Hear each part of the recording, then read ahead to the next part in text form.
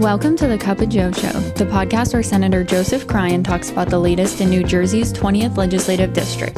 This week's guest, Superintendent of the Township of Union Public Schools, Dr. Gerry Benequista. Hi, everybody, and welcome to another Cup of Joe. I'm Senator Joe Cryan, and I am absolutely grateful to have with us today the Township of Union Superintendent of Schools, our friend Gerry Benequista, known to so many. And Gerry, thank you so much for joining us today. Thank you for having me. I'm really excited about this. Me too. I'm really happy to.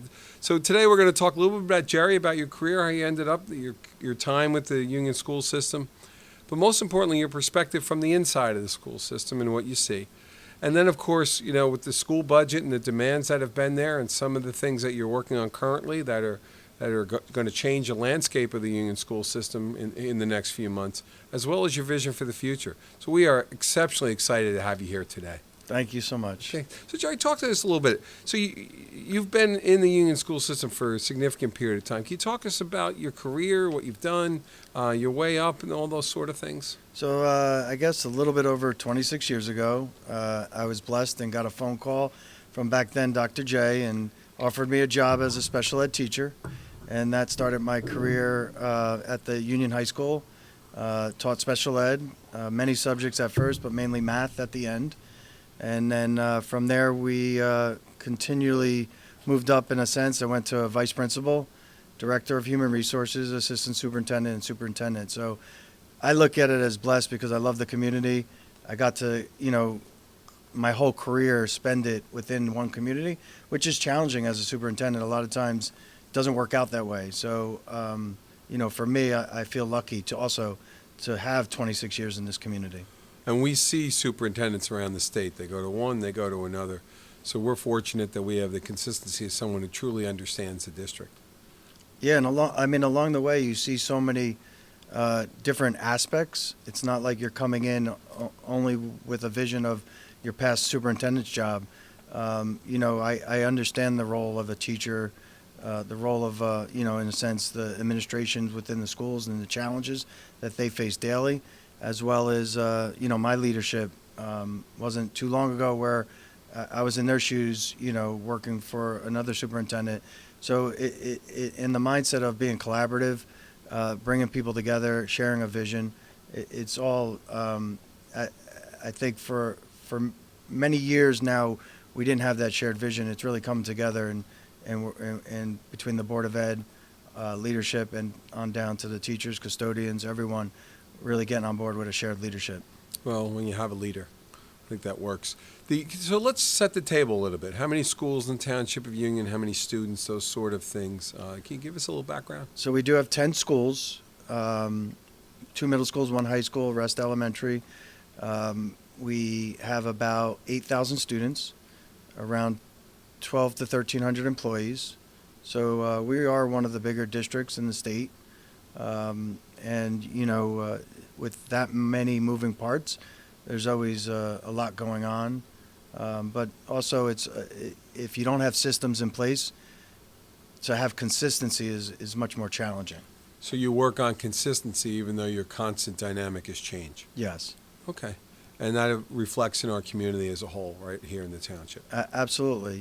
To improve on the educational side of it, you can't have everyone doing different things. You got to put systems in place, and that becomes your framework to where you're going. Okay, but it's my understanding that some of these systems that you've put in place have resulted in almost some immediate goals being reached in terms of test scores. Can you talk about that a little bit? Yeah, so, there's some things that we've recently, over the last few years, really kind of honed in on and starting, in a sense, with the younger students, we've come to understand that our students are way behind. It's one of the first things I highlighted when I took over as superintendent. Even though I've been in the district, I felt it was my role within being a new superintendent to make sure everyone knew where we're at and that it wasn't okay. So, but since then, we put an onus on the curriculum at the elementary level, making sure it was vetted and it's research-based and it does have evidence behind it of supporting student growth, as well as we're really focusing on coaches.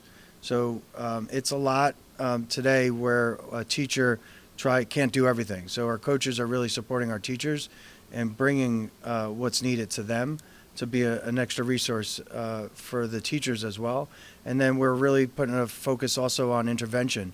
And in some of our schools, we call it what the students need, in a sense, what I need. Because we really want to find out what based on the coach's evidence and looking at the research, finding what deficiencies the students have and really focusing there. So the three things together, along with the teachers daily working hard and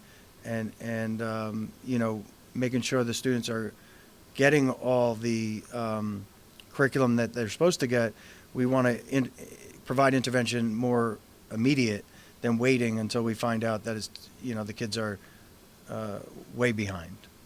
So you're dealing with an adaptive curriculum, but a district that's, for lack of a better way to put it, singing off the same song sheet, right? Working through, but yet being individual at each level. How much of a challenge is it to just do that at the individual student level with that much of a student population? I mean, it's definitely challenging. Just if you look at it as maybe 5 different or 10 different companies, it's hard to get them to all be in sync and on the same page. Sometimes you have leadership that wants to, or thinks that the approach should be better. But what we've really, since we created, again, when I first started, a strategic plan with a mission and vision, we're making sure we're sticking to that. And within that, that's why the systems kind of help you, because now it again gives you direction and a framework that you're working within. And it's slowly accelerating faster as people start seeing the vision that we see. And we've already saw increment growth, and I've spoken at board meetings. I'll take those little wins as long as we keep growing. And we saw in 6th grade, we even passed the state scores at that level in the last New Jersey SLA. And so even though that is not acceptable in a sense of where we want to end, we're going to celebrate the little growth wins that we get, and we're going to keep pushing to get more. And eventually, I think it does become contagious, and you see your younger population is not falling behind, and they're actually accelerating. So I'm excited for the next 3 to 4 years. You got to sustain it. You can't. I think what you mentioned is you see as a lot of superintendents bounce around. They bring new initiatives. So I think it's one of the positive things that is happening right now for the first time is from the leadership and the collaborative approach. We're able to now be on the same page, make sure that the systems we're putting in place are working, we're reflecting and adapting it as needed, but that we're all kind of on the same page doing the same thing. So significant challenges, but yet by putting systems in place, you're able to put yourself in a position where you can accept incremental wins and understand that they're part of the larger picture. It's pretty amazing. Yeah, it puts you in a place that you can kind of really see the little wins that we were talking about. But those come with challenges as well. And one of them, candidly, and something we've discussed, is the state budget and then some of the initiatives that have resulted as part of that. So one of the things, yes, we're dealing with a significant shortfall, and we're really collaborating internally as well as getting feedback from stakeholders, community members, but really trying to come with, unfortunately, budget cuts. There was one non-negotiable within the budget cuts, and that is hitting in on what is working now. So I'm not going to negotiate on, we're seeing a lot of positive impacts from our coaches. So we're not changing that framework, that system, as well as some of the curriculum items. We're going to make sure the money's there to still support. We are going to have to increase class size. We are repurposing a school and creating a pre-K center, which there is some we might not have done it for the start of next year. However, there's a lot of positives regarding pre-K centers and long-term impact with student growth.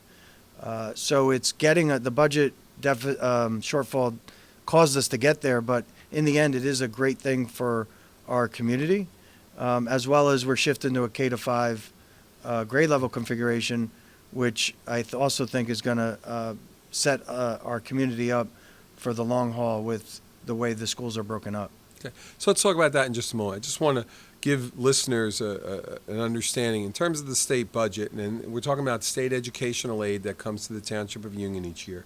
And this year we took an almost $1.682 million cut, right, which is basically over equalization aid. In other words, property values and the income levels of the town have increased, and as a result of that, aid based on the state formula has decreased. Yes. And that's frustrating because that doesn't reflect the student, and in this community and in so many others, just because you got a raise last year in your salary, and no matter where you work or what you do, it doesn't necessarily reflect an immediate change, and that's something as a legislature we have to address, and I assure you we are.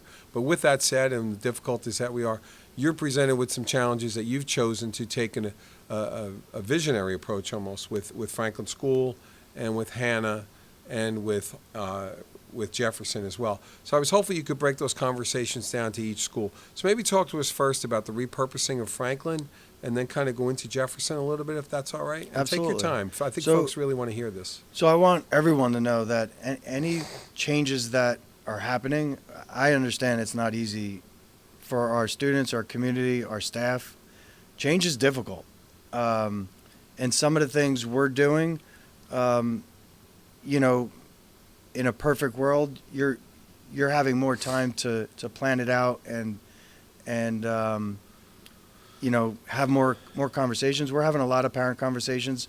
There's a lot of things happening right now because we want to make sure the parents have a voice, even though we have to, for the budget shortfall, kind of bring these things forward. We're still hearing the voice of the parents. But with Franklin, the reason we wanted to make that into a pre-K center is we do feel that in the long haul, the research does show having a pre-K center, the kids collaborating together, gets them ready for kindergarten. There's research that shows that they'll be more prepared to be successful in kindergarten. Plus the social emotional side of it, getting to collaborate with peers their same age, when right now it's spaced out through our community. There's a lot of positive research on that. But the other side of it is our pre-K right now is funded through a grant. So it's not paid through the local funds, and with it all falling under now a center, we could ensure that all the cost of the program is paid through the grant, when before, when it was spaced out, it was really challenging to ensure that, say, your water, electrical, the things that it's going to cost to run that program, but now under one roof, you have an accurate number of what to pay for through the grant, as well as our administrative staff and our teaching staff. And we still pay for anything non-pre-K, like a pre-K disabled class.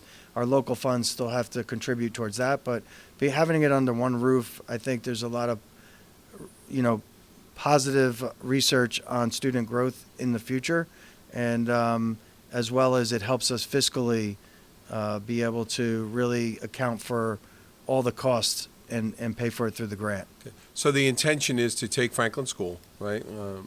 Is that Rose Terrace, I guess, right? Franklin School? Yes, that's... And a building built in the 1930s.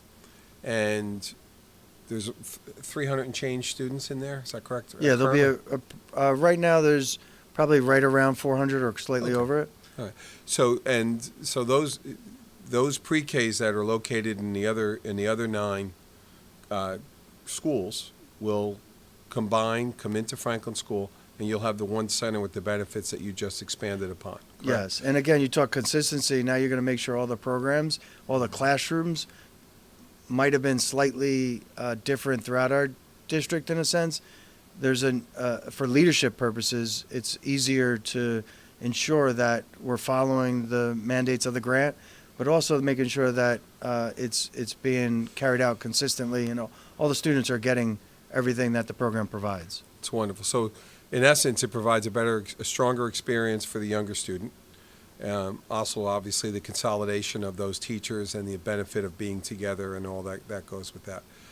And then it also, correct me if I'm wrong here, also opens up space in each of the schools where those classrooms were. Is that correct? Yeah. So we're switching. It's about 22 through the grant classrooms that now will be at the center, as well as several pre-K disabled classes. Mm-hmm. So what it does is it allows us to have the classrooms back for the local side to then be able to expand to a K-5 grade level configuration. Our schools are, you mentioned, a lot of our buildings are, approaching 100 years old, and they're pretty filled. We're maximizing the use of the buildings on the local side as well as now on the grant side.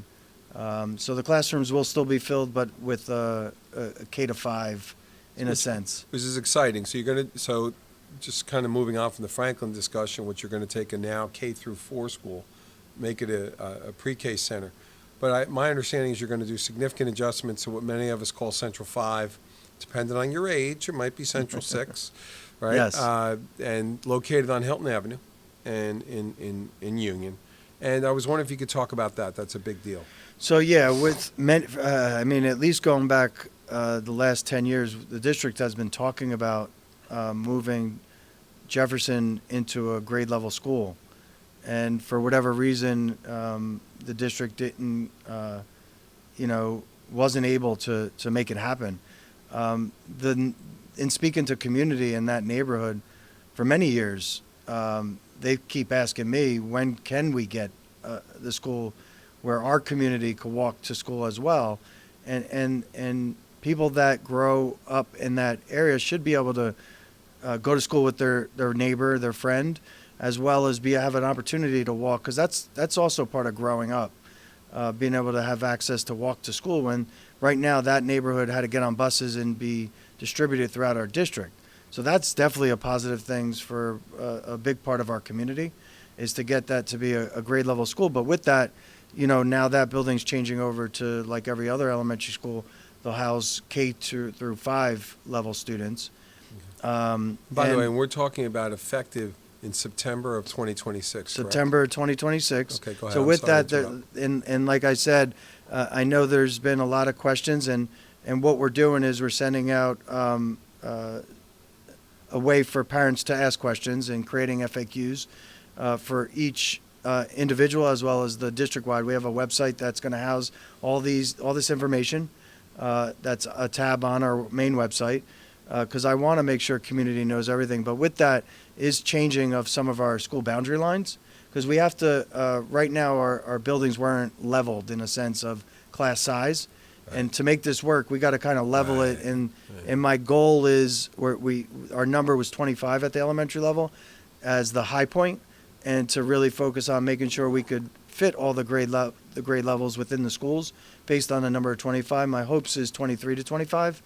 But some of our schools were at 16, 17 in a class, while other ones were at 24, 25 currently. So, in a sense, that's not fair. We're going to kind of approach this next year. It'll be a really leveled elementary school district. And I would love as a superintendent to keep it at 20, but when you're dealing with a shortfall of like $9 million, this is one of the major ways to unfortunately, we're going to have to reduce staff and increase class size. Okay. I do want to talk about that before we talk about your vision for the future, but I don't want to close the conversation until we mention. So those students from Franklin, right, will most likely, if I understand what you explained to us earlier, they'll most likely go to Hannah Caldwell and Jefferson. Is that correct, based on geography? So right now, the 5th graders will go back to their home school. Of course, yes. But then, yes, most of Franklin, if not all of Franklin, is being based on the neighborhoods, is I believe about 60% right now is assigned to Jefferson and about 40% to Hannah Caldwell. And then we did have to impact some of Hannah Caldwell, which will now shift to Battle Hill, and a little bit of change in Connecticut Farms. Okay. So there'll be a little bit of a domino effect. Yes. Okay. And with that comes reduced transportation, reduced times on buses for children, if I understand it So correctly? yeah, we will, like in the past, we've had probably close to 20 elementary buses district-wide. We're right now down to approximately 3. And again, I know that there'll be parents that will be upset on that. However, we're trying to already think outside the box of looking to provide where the parents could drop off earlier. If they have 2 students in different levels, one in middle school, one in elementary, look at the start times and end times to make sure that the parents have time to go back and forth to pick up their children if they choose to. But you know, I will also work with the police director. We got to make sure that there's crossing guards on the now creating another elementary school, that there's crossing guards strategically at different locations. But also, I do really feel like kids that are able to walk to school, there's a big teaching moments in that. And I know today that convenience-wise, transportation does help a lot. But when I'm looking at a $9 million shortfall, unfortunately, I can't individualize. I got to look at what's best for our entire district. And with the K-5 came strategically balancing out our schools, but also did keep a lot of the elementary schools under the mileage requirement based on statute. So in the synergy of this, you end up with a pre-K alignment that works both from a grant funding standpoint, collaboration of teachers, and ability and socialization of young people. You end up with less transportation, a local school on Hilton Avenue, and based on picking up those pre-K classrooms that will now be in Franklin, the ability to absorb students, majorities, Jefferson, close enough, 60-40-ish, to Hannah Caldwell, with a little bit of boundary drawings and a little bit of effect over in Battle Hill and Connecticut Farms. But for parents, they get a leveling out of the classroom. Yes. Right? So the classroom that's been maybe a bit large now becomes more leveled, as well as the one that's a bit small becomes more leveled as well. Yes. So there's a lot of good to this that needs to be understood as well. Yeah, when you're looking at making these kind of impacts, you want to make sure you're looking at things like that where, you know, in the past we had parents that have shared that why can't we have a lower class size? And when I see that some of our schools were able to, based on the current lines, have a lower enrollment, as a superintendent, I want to try to balance it out and make it fair to everyone. Well, you're also giving us a little look into peeling back the onion as to how complex it is. But I want to talk to you now about a little bit more of the future, just past a little bit of September of 2026. Not that it's not critically important. But I know you have some visions and some ideas about what the future of the Township Union could look like. Can we talk about that a little bit? Absolutely, I'll be excited to. So with, again, you reflect and see right now currently the 10 buildings that we're using, and, you know, part of every 5 years you got to have a facility plan, and you get to know the needs of the buildings. So right now a lot of our buildings have a lot of needs as far as upkeep and things that we need to put into the buildings. But our district wasn't also back then created, in my mind, a perfect school setup when they were built. So looking at what we have in front of us today and a vision of breaking down our high school into a smaller, more smaller high schools, in a sense, academies, schools within schools. So, you know, I feel like a ninth grade academy would be a great transition. And again, all our kids are together. They're not being split to 2 different middle schools, but being able to house them together where you could really hone in on that ninth grade growth of a child and give them what they need to be successful in the future years of high school. So I think it's a big jump for an 8th grader to jump into high school with 17, 18-year-olds that are juniors and seniors.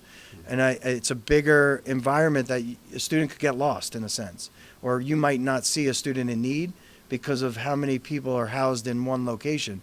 So if we could create a new state-of-the-art high school that's giving us a ninth grade academy, that's hitting in on, right now, speaking to a lot of students, have a lot of interest in vocational, but yet we can't provide what that child needs. It hurts as a superintendent that I can't provide 7 or 8 vocational programs to the interest of the child. So that's something in the future. And also, we lose a lot of kids to private school, transitioning from middle school to high school, because I think the parents that spoke to me is it's a large, again, school, and they're nervous. They want that smaller setting and where their child could excel. So we were a vision of a STEM preparatory academy. The children that really want to excel in that STEM field will have a smaller environment to really challenge themselves, and I think we'll have one of the top schools in the state if we could keep our students here and really provide an environment to let them challenge themselves and excel. So you're looking at meeting the needs of any type of learner, but also in breaking it in where you're having schools within schools or academies that are really providing an opportunity for our kids. And then with that, when that's created, you could really look at your schools that you have and recreate again within the schools that you have existing now, to be able to create, say, a middle school that's combined, because you do have now the high school, say, where you could tap into that, and then The you have actual some high school building. yes, current. and you have some other elementary schools you could look at and say what type of needs do they have, what do we want to do with them, and in the future we spend a lot of money on sending kids out of district, and we do it because that's where they are able to get that lower or least restrictive environment. But if we could have something like that in district, I feel we could do it better than anyone on the outside. So if we have an opportunity to recreate a school in the future to then be a special ed school where not just our students, but maybe we could accept students from other districts, because they're always looking to place and generate some revenue for our district to help sustain our fiscal side of this district, that would be huge. But then I feel more confident, just like I want to be able to control a lot of our out-of-district routes with our drivers. I feel better as a superintendent saying I'm the one responsible for our special ed students. That's something I started as a special ed teacher. It's something that I'm passionate about, and when I can't service our special ed kids and I have to send them out, it upsets me. I would rather do it inside. So it sounds like an investment potentially in a new high school would be the kind of thing that would give you flexibility, not only to retain the very best of the best students, not that we don't already, right? You have young people going to Harvard, and we talked the other day, young student waiting on Princeton, all sorts of amazing accomplishments. But for the future, giving you some flexibility in terms of retaining them, being able to be more age disciplined, it sounds like. Absolutely. Right? Along with the opportunity to potentially consolidate, save some money, but also offer a more varied educational experience. Absolutely. You talk about, like, we want to be here for the students. The students are at the center of everything. But right now we're finding that we're not meeting the needs of every student. And we could do that in the future with a way to building a new high school that's set up to meet the needs of those students. And we would build it to also be able to pivot on the programs. So, the concept is more of an open environment. So if the students lose interest in, say, electrical engineering, we pivot to the health field. We would be able to do that in a construction of a new environment. And our students that right now apply into UCVTS for their specialized programs, they're in a waiting list. They get too many applicants. I could see Union being an alternative to that if we have space to also accept students that might be interested in an engineering or electrical HVAC program, which, again, I'm always trying to look at finding ways to fund, because you don't know what the fiscal stability of education is going to be in the future, and finding ways to regenerate money for our district to then support our students, that they deserve what we need to provide. So to sum it up here as we bring this to a close, You've got innovative solutions for a challenging budget environment today, but a vision for tomorrow that meets the needs of every student with a way to get it done. Yeah, and I feel like we got to focus on today, but we got to be looking for tomorrow. And I feel like for the first time, and it's a collaborative approach. It's support on the township side, the police side, the fire side, ourselves. It's a board of ed that's committed and together, again, buying into the strategic plan, the vision. But it's working together for what's needed for tomorrow. We can't focus on today. We got to say, what are we needing? And we got to get there. We got to find a way to provide it to this community, because this community is thriving. It's one of the fastest moving, in a sense, community of people coming in, the diversity, the direct train line, the university in town. This is desirable, one of the hottest communities, I think. If we get Can't get a house here. our students, we got to get the schools next to be aligned, and this will be one of the, I think, if not the top community that people want to come to. Well, thank you. In an educational discussion, you've certainly educated all of us, and appreciate it very much. It's been our pleasure for this Cup of Joe to be joined by Gerry Benequista, Township of Union Superintendent of Schools, who's meeting today's challenges and sees tomorrow with a vision for the future. Gerry, thanks so much for a few minutes. Thank you for having me. I really appreciate it. A pleasure. That's a wrap on this episode of A Cup of Joe, hosted by Senator Joseph Cryan. Thanks for watching, and until next time, stay informed, stay engaged, and we'll see you again for